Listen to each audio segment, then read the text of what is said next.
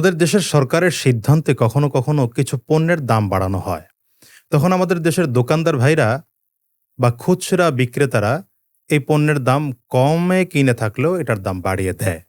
কিন্তু আরেকটা ব্যাপার হচ্ছে যখন সরকার পণ্যের দাম কমিয়ে দেয়, তখন কিন্তু দোকানদাররা এই পণ্যের দামটা আর কমাতে চায় না।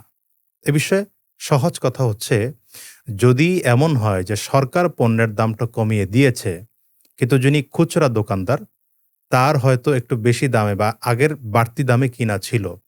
তখন তিনি যে লাভটুকু না হলেই নয়, এই পরিমাণ লাভে সে ছাড়তে পারবে, এটা তার জন্য জায়েজ আছে। কিন্তু সে যদি এটা করে যে দাম কমে যাওয়ার পরে ওই কম দামে পণ্য কিনে বিক্রি করে সে আগের চড়া দামেই, তাহলে এটা সম্পূর্ণই ধোঁকাবাজি। কারণ নবীজি সাল্লাল্লাহু আলাইহি ওয়াসাল্লাম বলেছেন, মান গশ্শা ফালাইসা মিন্নি, যে ব্যক্তি ধোঁকাবাজি করে সে আমার উম্মত নয়। সুতরাং এই জাতীয় ধোঁকা যদি কেউ করে যে সরকার পণ্যের দাম কমিয়ে দিয়েছে আর দোকানদারও কম টাকায় কিনতেছে কিন্তু আগের চড়া দামেই বিক্রি করতেছে বেশি লাভের আশায়, এটা কাস্টমারদের সাথে বা ক্রেতাদের সাথে ধোঁকাবাজি হয়। এটা থেকে আমাদের বিরত থাকতে হবে, এটা জায়েজ নাই।